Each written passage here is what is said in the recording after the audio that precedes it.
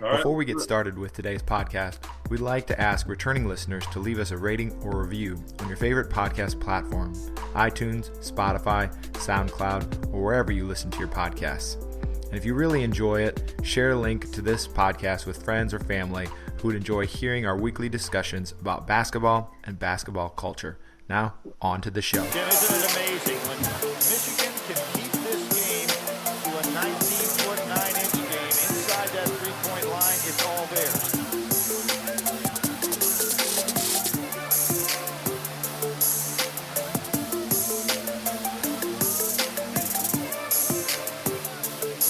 Nice move by Steve Fisher here.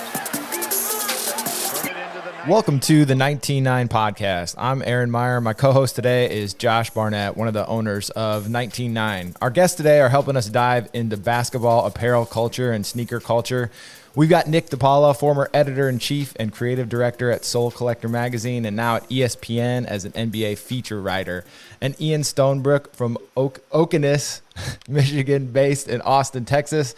After starting his journalism career with Nice Kicks, he's gone on to write for the likes of Jordan Brand, Complex, GOAT, SoleSavy, Cali BBQ, ASICS, and many more. Let's head it to Josh to kick things off here to get these guys some questions.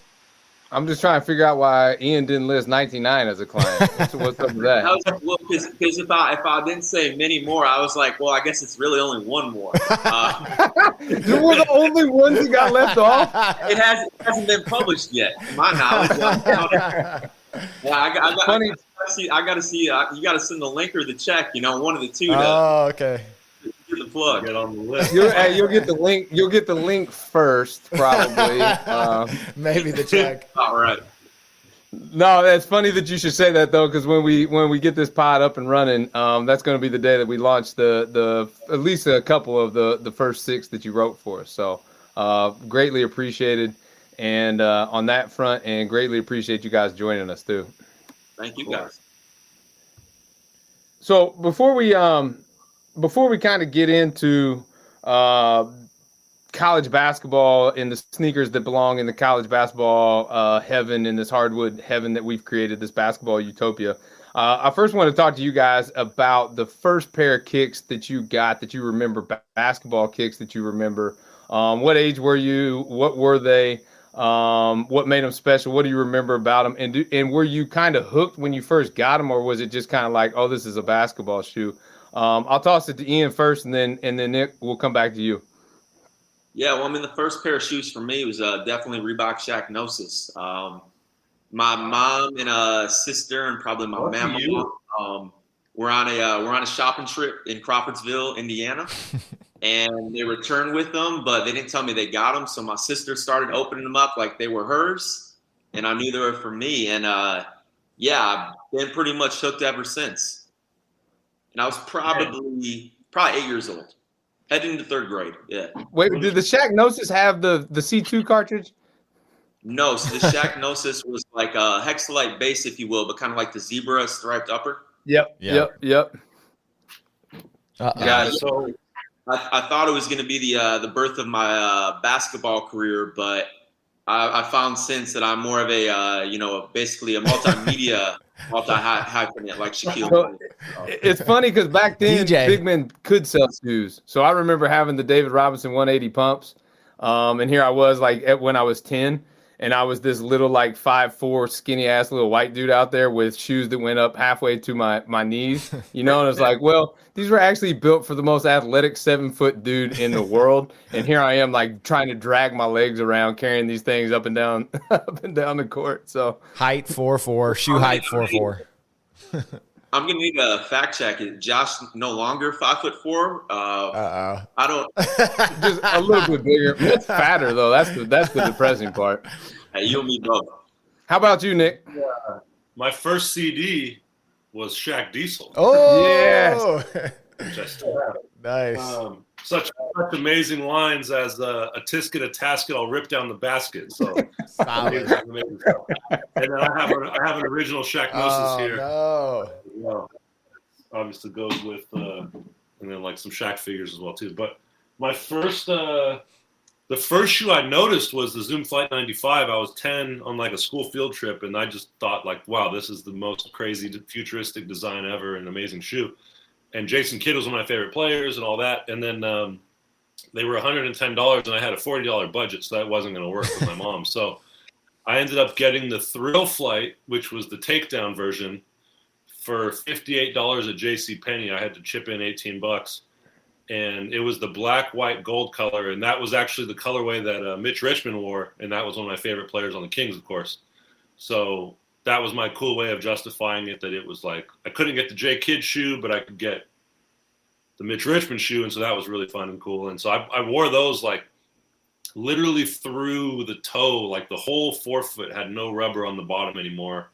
The whole heel was like worn through. The airbag actually was like exposed in the heel from how much I wore them out.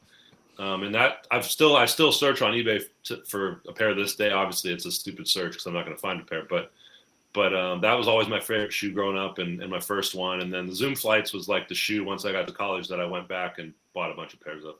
Nice. Yeah, that kind of leads me into the next question of the pair that got away.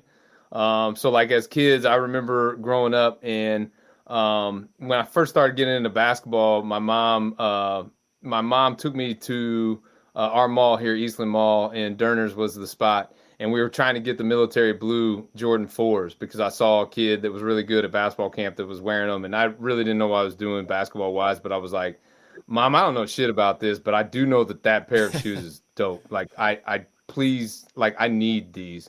And she's like, yeah, it's no problem. We can go get them. She didn't know anything about shoes. Well, those things have been sold out for like months, so there was no finding them. There was no eBay, internet, GOAT, StockX, none of that stuff, back then. And so that was always the shoe that got away. So as soon as those were retroed, I had to jump out and get a pair. Is there a pair, Ian, that got away from you that you always have a special place for? Anytime at retros, you want to try to come back and scoop a pair just based on nostalgia? I don't know if there's any shoe that I would like rebuy each time, just because I think once I relive the memory once, I'm pretty much good. But the Composite 1 is definitely the shoe that comes to mind. I mean, while I was blessed with a mom who liked clothes as much or more than I did, and a dad who liked sports, as much or more, I pretty much always had a good pair of shoes. But 180. Did you have foams? Did you have foams as a kid or no? Well, that's the thing. So I couldn't get the Foamposite 1 because 180 for a 10-year-old foot wasn't happening. That's a deal now. Yeah, I did have the Penny 3s, the liquid foams after, and I had the Duncan foams, the Total Max Foamposite. Wow. I like that 180 was like this stratosphere that you couldn't touch, but then they got the $170. They're on sale, They're on sale or a whatchamacallit, lawn mowing, or just maybe revisionist history that I actually was that spoiled. It's hard to say, but that's 100% it. So like if you would have answered yes that you had the Foamposite ones at 180 as a kid, it immediately labels you as a spoiled child. Like there's no gray area there. Yeah, it's insensible. Do you guys remember the Tim Duncan commercial where he's got his foams? He's like going through and like blocking everything. He like knocks something off the marquee, and there's like a little girl. He like knocks the sucker out of her hand. It's pretty sweet. We'll have to put a link in it in the show notes, but it's hilarious to watch just Tim Duncan try, because he's got that perfect like flat affect, just knocking stuff out of people's hands. The only Duncan commercial I remember is like him and Kobe rapping for Sprite. Like that one always stood out to me. He had a funny one with D Rose. I want to say it was with, or maybe it wasn't. I don't know if it was with D Rose, but it was like that Foot Locker one where he's like, like monotone. That was pretty good too. Yep. That was more recent. That was like 2013 or so. Well, one of the joys of living in Central Texas is the San Antonio Spurs are often the spokesman for the HEB grocery store commercials, which Duncan actually really flexed his acting chops in and was quite good. Classics. You get those Spurs personalities of Duncan and Kawhi and David Robinson, but you can do a lot around those personalities for sure. It's just fun as hell. Less is more sometimes. Hey, absolutely. Piggybacking off what Josh said, has the industry boomed because of this kind of sellout culture where you can't get anything and it ends up on StockX or GOAT, or is it a bubble? Because I don't know. Like, it seems like when I look on there now, it'll be a little above retail, but maybe not way above. And I'm thinking, like, I don't understand the strategy, I guess, anymore. And that's just maybe my naivete, but I'm like, I could get this for retail, and then they're reselling it for like $20 more. Like, what's the gig here? Or is it like just everybody's in right now and eventually it's going to blow up? I mean, I feel like for 20 years, sneakers have been hard to get in terms of like the stuff you really are trying to track down. I mean, there's always different methods of what makes it hard to get them, whether that's like sleeping on concrete and missing out in the 2000s or like sneakers app now. But there's always like these 4 or 5 year shifts of sneakers being hard to get in a different way. And I think now with social media, it's like that much more immediate that you are hearing from other people that didn't get them. And that's probably like what makes it seem like it's so hard to get. But I always joke, like, I'm like, they've been hard to get for 20 years. Like, whether that was Cool Gray 11s in 2001 or whatever just released on sneakers last week, like it's been like a chase that Nike's been making everybody go on for a long time. That's fair. Ian, you said something earlier that you only buy that one time around to kind of scratch that nostalgia itch. Which brings me is perfectly in line with my next question to you guys is there a generation coming behind us that retros appeal to, or that nostalgia play appeals to? Like, for me, my analogy was the Jordan 4 military blue 4s, and I'll try to grab a pair when they come available just because it was a pair that I missed out on when I was a kid. Now I have my own money and I can get them.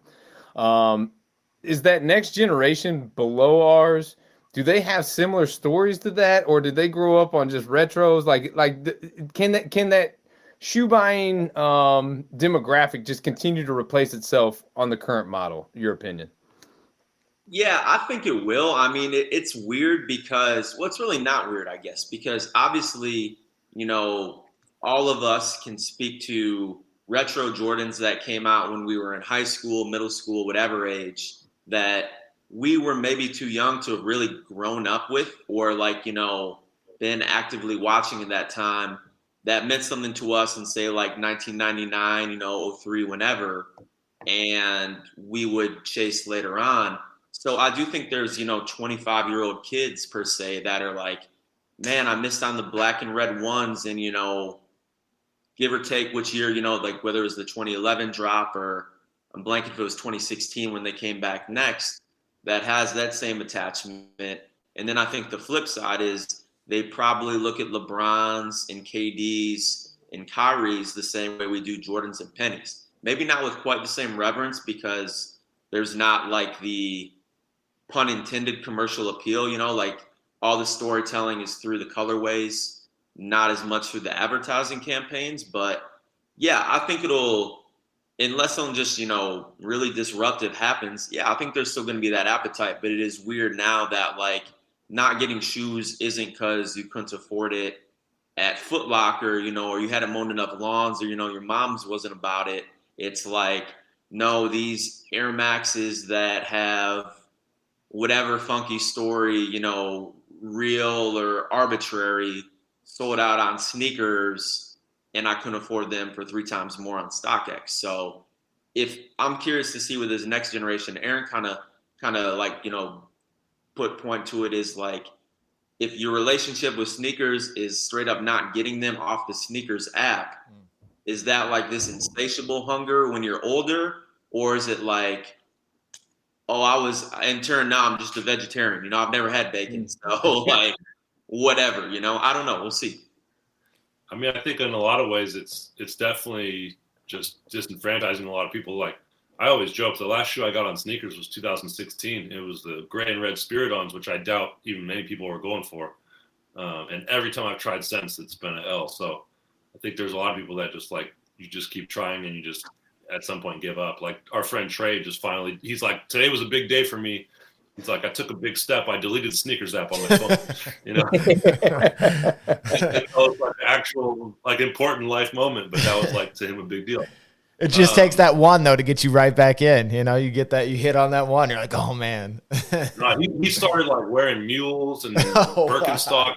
He went the whole different way. Oh, I think a big piece of it is, you know, like when Ian and I were growing up, we didn't care at all. Magic and Dr. J and Bird, like everything for us was exciting about who was coming up, and whether that was KG or Penny or J Kidd or all these other new guys. And I think, you know, I never try to be the guy that's like to get off my lawn, or like these kids today don't appreciate the past, like, because we didn't either. Like, I think that's the fun of it. So I would say for so many kids, it's all about different colorways, and whether that's SpongeBob or different themes that Kyrie is coming up with, you know, different stuff LeBron's doing, or even like some of the Kobe stuff, versus they don't really have an appreciation for 90s basketball, and I don't really fault them for that. I think there's a lot of shoes that, whether that's the Ultra Flight or even like the Hyper Flights behind me, like there's shoes that I would post or that I think are the coolest things, and like kids now, like having a full patent leather or a bright colored shoe, like that doesn't impress them, you know? And so there's so many things from our era that were unique and different, and at that time exciting, that nowadays a kid is like, that shoe has no technology, like it's just one color, like that thing's trash, you know. And they're just I had a proud dad moment a couple weeks ago. I was coaching my son, my 8-year-old son Knox, and there's a timeout. We're getting our asses beat, right? And there's a timeout pretty early in the game, and we get in the huddle, and I'm wearing the Fear of God Raids, black Raids. And so we're sitting there, and the coach I'm just an assistant coach, so the coach is getting on to him. We got to do this, we got to do that. Knox is kind of huddled down by me, and he looks down at my shoes, and he looks back up, and he's like, "Hey, Dad, I like those shoes." And so I'm like, "Yep, I appreciate that, buddy, but now's not the time for that. Like, we got to get on the boards. We need to get down defensive stance. Let's focus there." But yeah, it is funny, kind of like passing that down now as a dad too, and my son's starting to get a little bit more into it, but he doesn't care about any of the nostalgia of it. You know, he just kind of likes what his dad likes for right now. Well, we talked a little bit about the past and the present. Then I'll throw it to Ian first. What do you think the future of the sneaker industry looks like? And what's, you know, is there one out there that's going to be like a future retro that people are sleeping on right now, maybe, that you think in years to come will generate that nostalgia?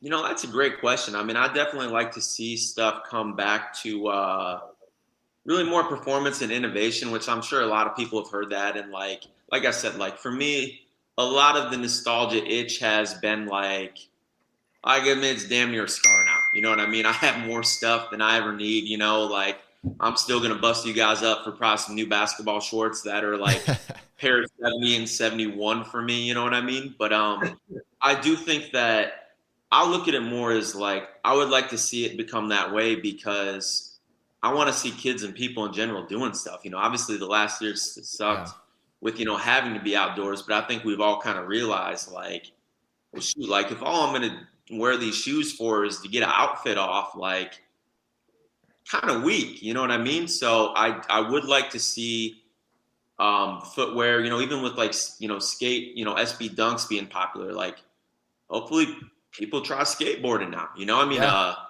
am past the point in paying for my own health insurance. Well, I'll be getting back on a skateboard anytime soon. But, you know, for the younger and more rubber people, for sure. But I do think that, I do think that retro LeBrons will be a thing. I do think the KD4 will have an amazing retro run. I think, you know, sadly, because of the passing of Kobe, I think his stuff is going to be very relevant on court for a long time. It'll be interesting to see if it transitions to off court, you know, wearship, which regardless, I just hope it gets worn. You know what I mean? Obviously for basketball first, because, you know, that's what the line was truly about. But I think, you know, I was talking when I was on this sneaker history stuff with like Nick Engvall and Russ and Gotti and Retro Kid and Brett, like, I think people do forget that, like, when Penny Retros first came back, and Jordan Retros for that matter too, they didn't set the world on fire, you know? Like, the first round, you know, Jordan's 94, Penny's like around 04, were pretty lukewarm. And then Jordan's in the mid-2000s, and then Penny's in the late 2000s, early 2010s, caught fire. So I feel the same thing will happen with LeBron. Nick, I specifically had a question about the future of the sneaker industry for you. Do you see the future of the industry staying more in the retros and how it is now, or do you see that skewing more towards collabs? I know that collabs are like on fire right now in some of the most sought after sneakers, and some of that has to do with the limited availability, et cetera, and some of it has to do with the brands that are behind them too, just having like a cult following. I'm big on the collabs because I think it's just cool and fun. I was just gonna kind of get your take on that and how the industry is skewing. I think it'll be collabs of retros, right? So I think that's going to be the formula which has been the formula for probably 15, 20 years, but I still see that going, whether that's, LeBron, KD, other models that become retros, they're always still going to filter it through that kind of like energy lens with different people collaborating and different people coming into the mix. But I think the thing that I would like to see is, and I felt like the Kobe line could have really done this and obviously hasn't, but I don't think that everything has to come back exactly how it was, whether that's doing a fly knit version of the KD4 or a fly knit version of the Kobe 5. Like, I feel like you could modernize stuff and do it in a fun way. And Jordans, obviously, people appreciate most in their like true one-to-one form as close to the retro as you can be, or close to original as you can be. But I think for a lot of the other stuff, all the 2000s and on shoes, like they're not going to look like a old school retro basketball shoe because all the stuff from 2000 on was still really futuristic and modern. So I don't think they should try to treat it like it's this historical like retro sneaker when a lot of that stuff still, works and lives alongside a lot of the modern stuff today. So I think they could actually update the materials to a lot of that stuff, and that would give it a new kind of spin. And even though KD4s came out 10 years ago, like Nerf and some of the most coveted colorways, like a lot of people still have those in good shape. Like, it's not like it's Jordan 4s where your original pair was like crumbling and you couldn't actually wear them. Yeah. People that like 84s, they like Ian, I'm sure, can just like dip back and just grab a pair from 10 years ago and still wear them, So I think how they modernize them and how they like reintroduce them to the current kids, like that's probably like the piece that Nike could have a little more fun with versus just bringing it back the same way it used to be. Yeah, to your point, that's how I keep my sneakers hidden from my wife. Is like all of them look like they're brand new. So if I pull a new pair out and I wear them, she's like, "Hey, is that a new pair?" Like, girl, I've had these for 10 years. I just got them in the mail yesterday. He has them all shipped to headquarters now that he's got the headquarters address. Exactly. Yeah, we have a lot of excess overflow down here. I know we all, or I can at least speak for myself. And, Nick to a degree, and I'd assume you guys too, like when Nike did the remix, what was like when they did like the Sharply and like the Alpha? Oh, yeah. The refresh stuff? Yeah. Yeah, the refresh. Thank you. I knew it was a something. Like some of that stuff was pretty good and well received. And I mean, maybe there's a world where like, the Nets, win back-to-back championships. And like, sure, we'd like a proper or upgraded KD4 or Kyrie 2 retro, but like maybe a hybrid basketball shoe with like Kyrie and KD DNA like does really well with the kids that are going to be 20 then. I don't know. Man, you're going to like my KD interview that comes out in a couple weeks because that was like I was asking him, would they want to do a pack together? And he was like, I kind of would rather just do a hybrid shoe together. Oh, nice. That would be cool. Well, in terms of retro collaboration, we obviously need the 19.9 times Air Jordan 19 and Air Jordan 9. Oh yeah, that's just right around the corner. Josh just got in slammed. Don't make his head any bigger. No big heads down here. So I think the other thing that's like quote unquote the future that I still can't get on board with is this whole like NFT digital moment thing that's taking place right now. Don't understand it. My whole thing with sneakers is I like to like wear them, and that's like what a novel concept. But there's now you had like Gucci last week that had a $12 digital NFT sneaker. Yeah. There's other brands looking into that space, and like I'm sure that's coming. I don't know how many colors of Off-White Jordan 1s have come out. What is it, like 4 maybe? If there's like a fifth like exclusive Off-White Jordan color that you can only buy like the digital version of to show off in your digital closet, like to us, that probably sounds ridiculous and makes no sense, but like people would probably pay $1,000 for that. So it's nuts.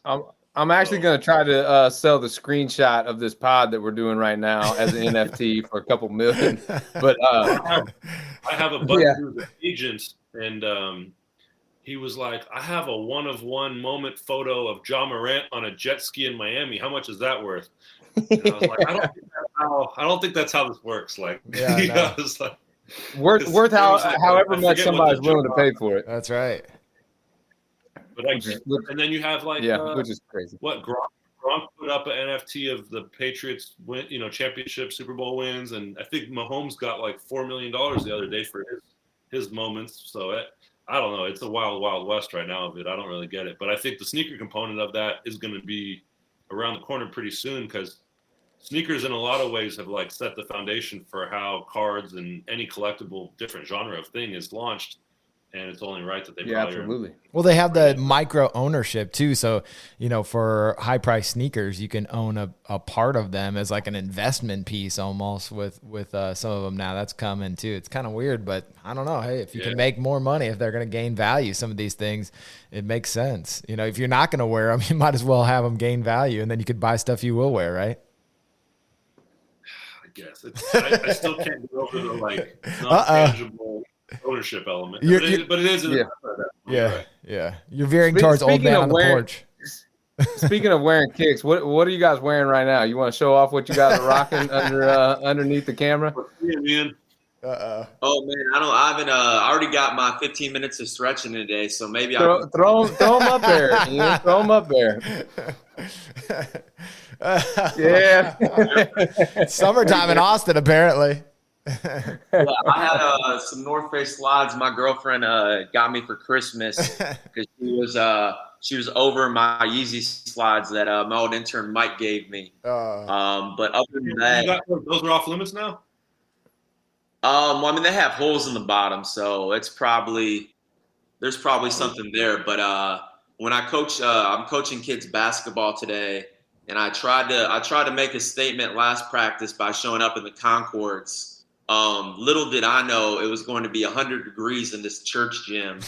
I would be sweating so much that the kid who was hooping in 350s asked if I went swimming. And I don't know with kids today what jokes you can make about people's moms or whatnot. So I just you had to fire something back. I had to beat him in a shootout to like feel like a man again. But I won't be wearing the Concords because I sweat so much. The mesh was yellow. I gotta like OxyClean them, but I will. Last night I hooped in Kobe 6 IDs, so that was good. Some old 2010. So I've got the Solar Soft. There they are. One of the best slides of all time. I've had these for probably 7 years. They're incredible. I'm adding it to my eBay watch list. I want to switch gears with you guys for a minute. And I want to talk about kind of getting out of basketball shoes for a minute. How did you guys turn? I'm sorry, I missed it. What else is there? He said. Oh yeah. Well, I mean, it stays in the same place. But how did you guys turn something that most consider a hobby into your job? Nick, I've heard you talk about it in the past in some of your podcasts that you've done, and just kind of the grind that you had in college, where you were taking meetings with anybody that would take meetings with you, and you were never asking really for a job, but just more trying to make connections. And I think that people look at you guys now and are envious of the positions that you hold in the context that you have and what you guys get to do for a living. And I just wanted you to kind of speak on any kind of advice maybe that you would have, or kind of how you cracked through or broke through in the industry. Some of your favorite memories, just kind of almost your origin story on how you got started and how you got to where you are now. And I'll throw it to Nick first. You want all the LinkedIn bullet points. All right. So it's funny I have a Slam hoodie on because that was always my goal, right? So I wanted to always write for Slam. And I was in middle school when the first issue of Kicks came out. So that was like the light bulb moment of like, wow, like maybe I could actually write about basketball and, shoes at one time, And I think at that point, everybody, I don't know when Ian had this moment, but I was doing a panel once and they asked, like, when did you realize you weren't going to be in the NBA? Which was such a, like, funny question because every kid like thinks that that's obviously going to happen. And freshman year, I got dunked on, and it was the first time in Sacramento Bee history that the dunk of the year at the end of the school year was not a varsity dunk. And it was actually the dunk of me getting dunked on, which was great. And so that was when I used to read East Bay and the sports page every morning with my cereal, and then when I read that in the paper my freshman year at the end of the school year, I was like, cool, I'm not making the NBA. That was the exact day I knew. And then I kind of shifted from that moment to like, well, how can I work around the NBA in a sense, since I still really obviously like basketball a lot. And so slam was always the goal. So I was taking a bunch of English classes. I was the sports editor of the school paper, and then went to University of Oregon for the journalism program in particular. There was like 4 things you could like sub-major in, and magazine was the one I picked. So I think all the like small steps that you take along the way, like that's the stuff I did. And then I was like big on Nike Talk, and a thing that I did early on that like helped a lot was I would basically create all these threads on Nike Talk, which is kind of like Reddit is pretty comparable, I guess, nowadays in terms of message boards. But I would do like the state of N1, and I would have like this post about who all their players are, what their technologies are, like their recent ad campaigns, and then like lob it up to everybody else, like what could they do better at, what where could they improve. And I would basically rotate that from like all the different brands, and that's what first like got the attention of people that worked at the brands, and then also the 2 guys at Soul Collector, Steve and Alex. And so that was like the starting point. And then because I was in Eugene, I basically would skip any class, anything going on, and just drive 2 hours up to Portland to try to meet with people whenever I could. And so those were kind of like the starting points and the stepping stones to like meeting those guys. And then I was pitching Alex for like a year and a half, all kinds of terrible story ideas that he shot down. He probably shot down like 6 or 7 ideas in a row. And then they had a section called Focus Shop, which was obviously a boutique, Focus Collector, which was a guy that had a lot of Jordans at the time. And then I pitched this section called Focus Artist, which was like a profile of an aspiring shoe designer. And he was like, oh, that's interesting. Like, sure. So my first story was 3 pages on this guy, Justin Taylor, who was living at his mom's house in Arkansas. And he was this incredible, like, 25-year-old designer that was trying to get discovered or found. And the design director at N1 saw the magazine, gave him a call, and hired him on the spot. And then I think a year to the day, he got hired at Jordan Brand, and he was at Jordan for like 12 years doing, CP and Mellow, a bunch of stuff. Nice. And so that article became the starting point for JT, and then also became like a recurring thing that I would do every magazine. And that was my junior year in college still when I had my first story. So that was kind of like the starting point, and then they kind of just would give me another story here or there, and it kind of just built off from that.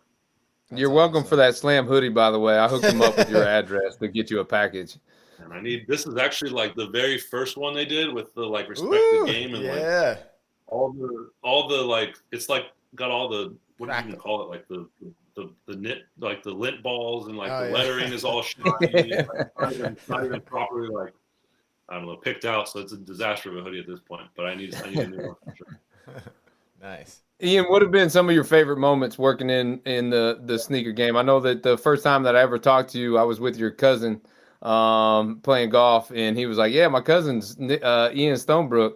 And I'm like, the dude from Nice Kicks? And he was like, yeah. I'm like, get the hell out of here. And he was like, no. He's like, let's call him. He's like, let's call him. He'll love you. He'll love all about 99. 99 wasn't shit at that point, too. And I'm like, are you sure? Like, I don't want to just call this dude out of the blue. Like, but he had been drinking, obviously. So we gave you a call, and you were super nice, super great on the phone. And we talked for maybe 5 minutes, just real brief, and wanted to connect later. But I'll never forget it because you were at the Cactus Jack Jordan 4 Travis Scott party, launch party in Houston, I think it was, when we were on the phone. And we got off the phone, and I'm sitting up there at Helfrich Golf Course drinking beer with some buddies, and you're on the other line, like in Houston with Travis Scott. I thought that was funny. Well, it's funny because that was probably my realizing I wasn't going to play in the NBA moment, because when we were driving out there, it was I think I rode up there with Darren, either Darren Griffin or Gabe Ocean. They were both out there. I'm just trying to remember who I carpooled with.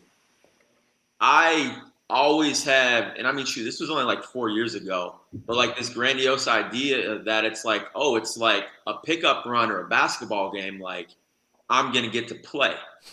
And for sure not the case. Like it's all like Houston's top, pro-am players. I mean, some guys who I later saw, you know, playing in our buddy George Keel's, you know, colon cancer, you know, kick and roll tournament. And yeah, so that was a pretty cool event. That was pretty funny. But you know, I always think to you know, probably the ones that stick out the most, ironically, are kind of the first and the last. The last being when Nick and I were both out in Paris for Jordan Brand's Fashion Week. I wouldn't really say Fashion Week presentation, but just kind of like the Quad 54, the house where they were showing stuff. I mean, seeing Michael Jordan in person, like, nobody's ever had that effect on me. And like, candidly, you know, like, I look up to Jason Williams more than I look up to Michael Jordan. But seeing Michael Jordan in person, like, I smiled so hard I almost cried. It was I was right next to you, and it was like awkward how giddy you were.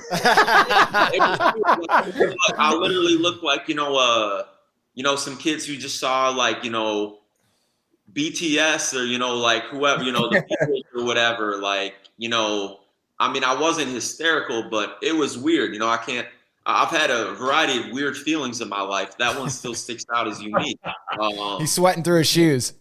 You guys would see the similar reaction if Steve Alford walked through the door right past me right now. No, I believe it. And then the first one that was, I mean, I've been on some Foot Locker trips that were kind of more like, you know, hey, Foot Locker's getting retros, like being in a media room and like getting to know like Joe from Complex better and, you know, some of the other guys, you know, Premium Pete. But the one that was like actually like a full-fledged media trip was, I guess would have been Adidas Crazy Light 2. That's where I met Nick. You know, we played ball with Gus Johnson officiating. Sadly, there's footage of it somewhere. I can attest Nick and I are both better basketball players now than that. Although Nick played well. Oh, Nick, that was my prime. Yeah, I mean, but if you go on YouTube, I think if you type in either Adidas Media Run or Crazy Light Media Run, something like that, or maybe it's Media Mixtape, there's like a 4-minute video of that, and it's just Ian and I bricking and everybody sucking for the most part. But that's also what every media run looks like, so it is pretty realistic in that sense. But yeah, it's funny. I was on the Clubhouse, which I don't know if that's ever going to happen again for me, but I was on the Clubhouse for SoleSavy, and we were talking about NFTs, and Jock was on it. And obviously, it's kind of tough to like speak on some of those things, you know, and stuff like that. One, because I don't know a lot about that, but I was like gonna say, man, if I can get the digital highlight of Jock ripping me at half court and, you know, destroy that, I'll pay good money for that. Big money.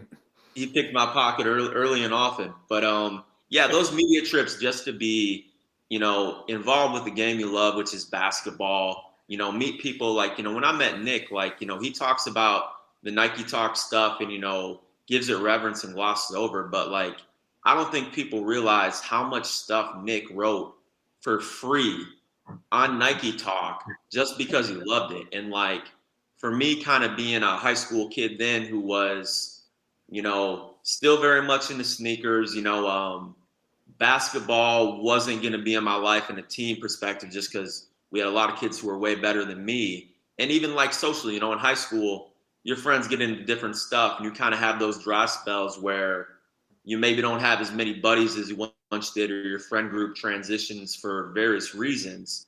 It was like, you know, Nike Talk was a lot of Friday and Saturday nights, you know, and probably kept me from getting into some stuff I shouldn't have got into, which is good, or later got into and, you know, had those learning experiences in college or adulthood, or still am. But yeah, you know, a lot of it was, you know, just to be able to meet Nick, to meet Russ.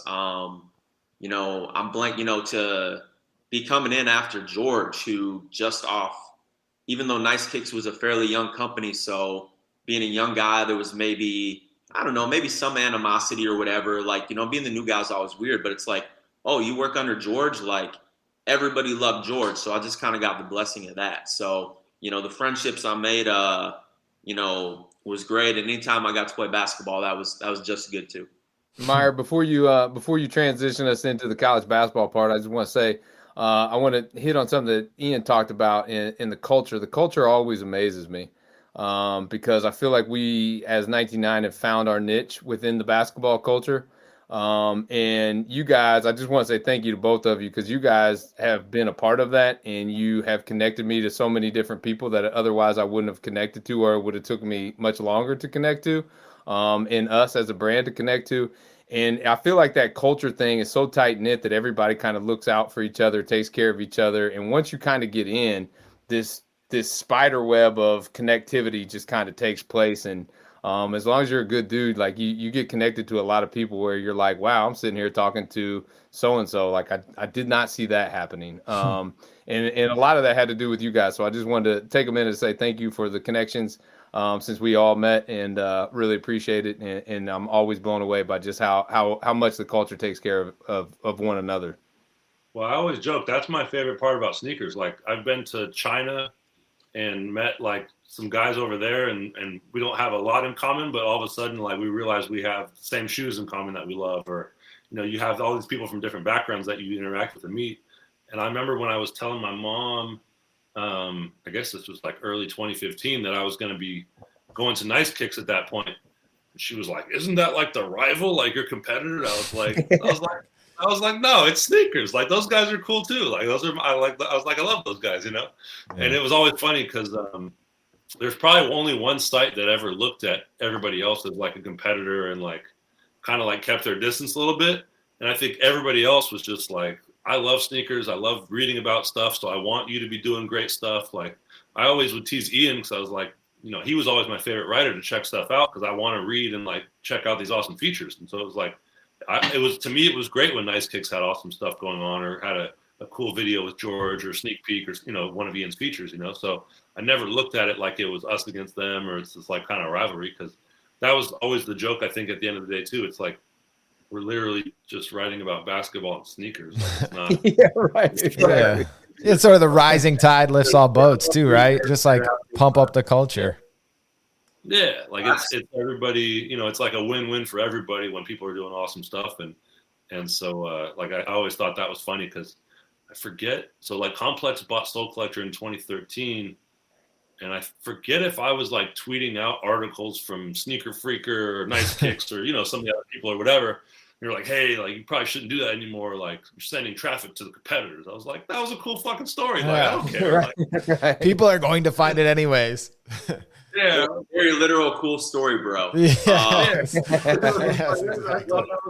Yeah, I appreciate that, Josh. And like I said, you know, Ty is the reason I got into sneakers, you know, and like Ty, my friend Tony, and a lot of it was like, Ty was 4 years older than me. So like every year was like, I get the starter jacket, he got a year prior. Like, it was always me fighting to keep up and stuff. And like, Tony's family was from New York, and he was just naturally cooler and better at sports than me. So I had to know everything to like have a chance. And then it's like, yeah, you know, Matt and Allison Hatfield gave me the opportunity at Nice Kicks. You know, I always read Nick's stuff growing up, then suddenly being friends with him in the space and being like, damn, Nick did a good job. And it's like, oh, fuck, like, he's better at that thing than me. Like, I got to get better at this. Or like, you know, we all have our own lanes and spaces. And shoot, you know, like, thanks to Aaron, the podcast you did, I'm blanking on his name, but the one who did the USA basketball camp in Vegas. Yeah, Jared Truby, yeah. Yeah, like, that's my new dream. I didn't know that existed. Like, I'm literally like, man, if I can, you know, spend a week, you know, having, I don't even know, you know, other than Popovich and, you know, Coach K, who all's on, you know, if I can ask, you know, Rick Carlisle, you know, hey, how'd you guard Michael Jordan when you were at Virginia? You know, I'm going to, in a pickup game, obviously not be guarding Michael Jordan, but be guarding somebody a hell of a lot athletic than me. Like, that's awesome. You know, I mean, that means the opportunities and really the new dreams that keep you young. You know, it's pretty cool how really everybody gets along. And to be truthful, if they don't get along, like, they're probably just a dick and not really somebody you want to be with. You know what I mean? We all have our flaws and our bad moments, and I'm not perfect. I don't bat 1,000, but like, generally speaking, like you said, the culture is cool because if they know you're in it because you love it, not because you're trying to make a buck off somebody, or it's not like a total ego thing. Like, yeah, like Nick said, like, I'm always ready to talk about basketball. You know, no brief is needed. It's here. Let me know when we're all going to that USA camp, because my ass got to get out there and get some run in. Hey, I'm 40 plus now, man. I'm 40 plus. It doesn't come as easy as it once did. You're coming in your prime, man. That's it. You got at least till 50. You're good. If I stood up right now, you would clearly see that I'm not in my prime. I've played pickup ball 3 times the last year, one of which was in Austin. So pretty rough right now. You guys got to get back into it. I've been going shirts and skins every week. I got it tomorrow night. So Meyer plays in a pickup game in his hometown that is legit shirts and skins, and it's all like old men, but it's shirts and skins. They and if will you don't not like let it, you play. You cannot play if you will not go skins. So you're just out. No, nothing. It's unbelievable. I was like trying to throw a fit at first. They're like, well, then you can just find a different game. I was like, all right. I guess this is how it is. They take their shirts and skins seriously, Jasper, Indiana. Yeah, that's how my game at St. Austin's Church where I go is, and it's funny playing with the older guys. I mean, one, you've got a friend who's there Snapchat and you see yourself without a shirt on and you're like, man, I need to get some sun. Maybe I need to shave my chest, get cut up. But the flip side too, you're playing with older guys, so in your head you're like, oh man, I'm in good shape. Man, it's the old guys. It's the same old guys that are at the Y that just walk around butt naked in the locker rooms with no shame in their game. Yeah. See, it backfired. I was at my brother's bachelor party weekend in Lake Tahoe, and that was the last time I did shirts and skins. And all those cats do CrossFit like 5 days a week. Yeah, exactly. You're out there shooting like, please be on shirts. Yeah. And sloppy, so it was a tough time. Got to hit that first free throw, then you get to be shirts. That's the golden ticket. I was like realistically the best I've played in probably 3 years out of nowhere, and I had like some running shoes on too. But with the skins experience is not for me. No, same. All right, let's get into college basketball because I actually think that college basketball sneakers don't get as much love. There's so much focus on the NBA and what the NBA guys are wearing, but there's been a lot of history of just sneakers in college basketball kind of having their moment. So I'm kind of curious. I'll throw it to you, Nick, first. What's the first pair of shoes that comes to mind when we start talking about college basketball? Is there a player or team or what comes to your mind? This is probably an obscure pick, but I don't know why. I always think of the Air Adjust Force. Because when I think of college, I think of like what's Nike's team shoe, and then every college is a expression of that. Yeah. And obviously you have shoes like the Dunks and like things that were, more probably, I think, first to come to mind in that regard. But the Air Adjust Force and just the way that every school wore the white black or the black white, and the colorways were so basic, but then they just had the strap on there. I always thought that was the coolest thing. I wanted the Air Adjust Force. Instead, I got the Air Pummel Force for $40, which was like the budget version with no airbag in the heel. And yep, I remember those. My mom and dad went to Boston for a vacation, and my mom got me the Navy strap, which was like $10. Nice. But she didn't know that the Pummel Force don't actually have like that midfoot gap for the strap. Right, doesn't fit. On the bottom, oh no. Like hanging off underneath, but I always thought that like they should bring back the Adjust Force, obviously in like a modernized way, and like that concept was really cool with the strap. Yeah. I think there'd be a cool spin that now. And then so that's from like a team shoe perspective, and then otherwise like the Arizona team from '97 and or I guess '98, and then it's such a weird shoe that was so tied to college basketball, but they had that Bracketville ad campaign at the time. So dope. Yeah. The flight determination, like when you think of shoes, like there was no NBA player really associated with that shoe. Like Penny and some other guys wore them, but like I think of like Jay Will at Duke and like absolutely fresh kicks guys. Pick daily on the ad, and Coach K's putting them in a basket like strawberries, and that was dope. I forget if it was Steve Blake, but somebody from Maryland hit like some big free throws in that shoe. Like that's a shoe that like nobody outside of our world probably really even remembers or recognizes. But like to me, that's a shoe that was super tied to college basketball that I always think of. I like that. So when we put together our concept for Hardwood Heaven, which this whole pod and everything we're doing is tied into that, Bracketville was basically our inspiration, kind of spilling it here. But it was like when we first started talking about it, I went and got all of the links off of YouTube for the Bracketville commercials and sent all of it to our group, and just said like, this is basically what we need to create in our own way, because I always thought that was so dope. And I actually have I actually have the newspaper, the Brackettville Gazette, hanging up in a frame over in the other room still, and then I have a Jim Boeheim autographed mayor of Brackettville poster behind some posters over there somewhere too. So I was like, I still search Nike Brackettville on eBay like once a week just to see what pops up and what I can grab next. So yeah, I was obsessed with that campaign. Yeah, it was probably too good of a campaign for what the shoe was. Like they would have been better off saving that for 2 years for the Huarache 2K4 or something. Kidding. Yeah, right. That could have been amazing, but that's the shoe I always think of. And then I think you fast forward to like the Hyper Dunk. And then I was just joking in a group chat the other day, like, because so far to me, this March Madness has been super boring from a sneaker standpoint. And I was just like, man, what was the last March Madness that had like an exciting sneaker or like player that had an exciting sneaker? Like, It's kind of been a while. Like, it hasn't really been that exciting lately to me. Ian, you just wrote us a bunch of blogs on the greatest sneakers of March Madness past. To answer Nick's question, do you have one that stands out? What do you think the last one was, or a super important sneaker of March Madness past? I mean, to be honest, Nick's answers were 100% in line with me. I thought he might say the Foamposite one in 97 Arizona. And then I was going to offer, the Adjust Force because I think of like the 6-starter Carolina team. So I'm obviously right there with him on that. I mean, clearly, Fab Five with the Huarache and the Barclays are right there. Brackettville, that was a hell of a pull. I forgot all about that. But it wasn't that memorable, but yeah.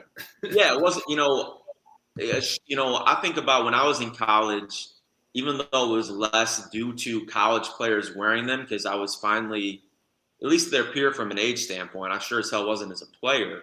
I love the Huarache 64 and the Zoom BB too. Those shoes, my best friend, Andy McCurney, who was just in town, we'd go to the Nike outlet in Howell and get every pair of Huarache 64s that we could on sale to play in. We'd write on them like the Kevin Garnett used to do. I know Jordan Howenstein, a buddy of ours, he used to play in them all the time too. But yeah, I was kind of thinking the same thing, how it's obviously Nike still, that's pretty darn good in terms of marketing, but I never understood why Ja Morant wasn't the college face of the Zoom the Adapt BB. He was clearly the most electric, no pun intended, player in the game then, him and Zion. I think them wearing that would have been great. What I actually think was probably the last time a shoe was tied to the college game first and made a big impact was actually the Adidas Crazy Light, just because when, they had Baylor rocking the neon yellow pairs and stuff like that. Definitely. Even though, the irony is I don't remember if Perry Jones was there, I can't tell you a player who was wearing them. He was, yeah. But I know that, when Nick and I were at the events, the Adidas execs would be telling us that we're actually, listening to the young players and the kids, and they want bright stuff. They want to stand out, and they did it. And, clearly now that's the norm. So, you probably would stand out more by wearing all black or all white shoes or having a really good team shoe. I mean, I think to Nick's point, if they brought back the Adjust Force, especially with the energy of the dunk and the lifestyle market, I think there's some cachet. I like that. But yeah, it's been a while. Other than maybe the Cradle Rock was a weird shoe that Steve Nash wore, that Langston Galloway just broke out, that it felt like you had to play college basketball to actually be able to get them. I don't remember seeing them in stores like that. So that's short list. That was a Luke Ridnour exclusive and nothing more than that. Yeah. So do you think we'll ever have another Arizona 97 moment? And I mean, what are we missing? Because they got those ahead of, those were unreleased right at the time. So I'm just curious, do you think that shoe companies just aren't as into it, or maybe that'll come up again? I mean, you had there was a different guy wearing an awesome shoe. So Michael Dickerson had the Zoom Flight 5s on. Yeah. Miles Simon had the Tempos, Tempo 3s. You had guys in Jordan 13s, and then I think AJ Bramlett or whoever it was had some Aggress Force or whatever the Battle Force was at that time. So you had like a different guy representing all these different silhouettes. And I don't know if we'll see that again, because it would take for Nike to have that many great silhouettes at one time too, which isn't always the case. But, you know, you've got like Michigan State and Duke and all these teams that get a PE of every current signature shoe.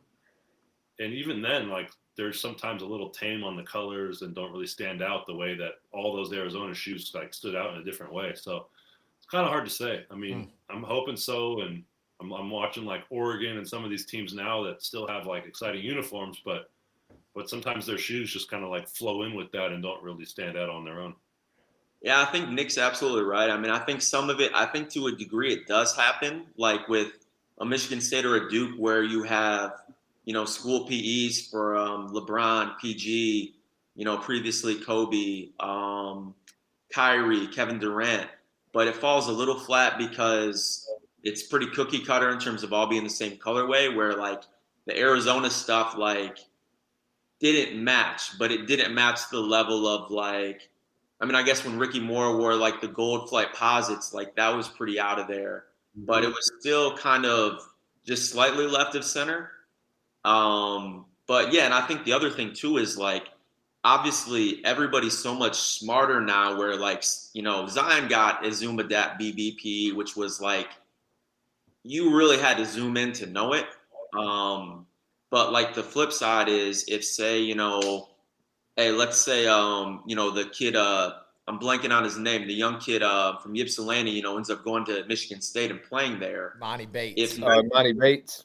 Yeah, exactly. If Nike gives a Monty Bates, you know, a PE LeBron, and, you know, that is very specialized to him, or, you know, or if he, you know, he debuts, you know, whatever the next, you know, Hyper Dunk, Karachi, you know, like Blue Sky shoe is or whatever, people are going to feel like he was exploited, you know, and like, which is kind of a fair thing to think, or people will start, you know, considering, you know, what's Nike doing or who has a role in this. The odd irony too is like everybody's going to see the shoe and think it's cool. So like, it's going to be maybe more effective than like, you know, Bibby, you know, rocking the foam posits before he was quote unquote supposed to. But yeah, I don't know. Or, you know, the same too, you know, if, you know, the NCAA rules loosen up or change and kids can have sneaker deals in college or some sort of, I don't know. Yeah. But I guess the short answer is no. Yeah, they're not changing that. But I will say this. I do think like for somebody that's 10 to 15 years younger than us, they probably look at an early 2010s Kentucky team the way we do late 90s Arizona or UConn. That's fair. Yeah, it's always interesting to get age perspective on that stuff too, because I mean, you guys are younger than the two of us, so we have a little bit different of opinions on some of the things and different memories and stuff too. But you know, there's also people that are out there that are younger than you guys that are really into this stuff too, and to kind of get their perspective. Like I always take what I'm thinking with a grain of salt, because I'm like, well, maybe it's just because I'm getting old. You know what I mean? Like, that's the harsh reality. So again, I want to thank you guys for joining us. I have one more question to kind of tie this all in a bow here. And again, our theme is Hardwood Heaven, and we have that launching on April 1st, 99.com. And basically what we did when in our concept of Hardwood Heaven is we just created our basketball utopia. So we wanted to tell some of the greatest stories of college basketball past, tie it to some of the greatest products, the best shorts, T-shirts, commemorative limited edition T-shirts, so on and so forth, of some of the schools that we have licenses with to do their stuff. So we'll be restocking Georgetown 96. We'll be launching Cincinnati, Illinois, and some new teams and stuff there. So we're going to have a lot of fun with it, and this podcast ties into that. One question we're always asking all of our guests now is the final question about their Hardwood Heaven and their basketball utopia. If you guys created a basketball utopia in your head, or Hardwood Heaven, and you went to the pearly gates and Dr. James Naismith opens the gates for you to let you in, I know the first thing you two guys are doing is looking down at his feet to see what he's wearing. And so I'll throw it to Nick first on this. When you look down, what shoes do you want? Not what shoes do you think Naismith would be wearing, but in your basketball utopia, everybody is wearing this one pair of basketball shoes, including Dr. Naismith when he opens the door to Hardwood Heaven for you? What is that shoe? My personal pick would be Zoom Flight 95, but He would I feel look, like he would look everybody great. would have like Air Force Ones on maybe, or Jordan Ones. Like I feel like those are the easy ones I would pick. I'd probably say the Jordan Ones, and it's funny because Michael said they were Devil's colors, so I think that's my answer. Okay, there you go. I like that. Ian? Yeah, I mean, I'm going to take an opposite approach. I think he'd be wearing like Jesus sandals because that's just kind of. Well, we know He's that. he's in bare feet, just you like want him Ian. wearing. It's your utopia. I think you would have like the Grillmaster Ones on. He'd be wearing those shits that DePaula has on right now. That's right. The slides. No, I hope he has on some pie tops because I'm going to be hungry out there if I'm playing a bunch of basketball. So. We were trying to get a pizza sponsorship the last time we were on the pod. I like where you're going with That's right. That's right. Try that Buffalo chicken pizza. Are they still your sponsors? We got to bleep it out. AZ Pizza. AZIP, no, they stopped giving us read-ins. I don't know what happened there, but they're still great friends. They're just right upstairs. We get to go eat pizza every day if we want to, so it's all good. I like that choice. Yeah, pie tops. And I mean, like, do you think? I remember I had my buddy. Funny enough, his name was Aaron Hernandez, but different Aaron Hernandez. And he was talking about if, like if in heaven, like people can play basketball and just like by now, like Abraham Lincoln's just like super nice and like, crossing everybody up with the hi-hat and stuff. I don't know. I want to wear something where I could actually guard somebody. I was gonna say, I feel like that's a what if story that Russ should write for Slam. Yeah, definitely. You wrote that what if story about like the NBA having a 4-pointer. I feel like that's the same kind of like lane that Hardwood Heaven. Yeah. If there is a Hardwood Heaven, how nice is Abraham Lincoln right now? That comes straight from Ian Stonebrook. I'm into it. He might be like the Kurt Rambis of heaven. Oh my God. Well, again, hey, I want to thank you guys again for coming on. We really appreciate you all taking the time. You guys know that both of you are welcome anytime. If you ever need anything from us, you know where I'm at. Text me, call me, whatever you need. So greatly appreciate it, guys. I appreciate it. Thanks for having us on.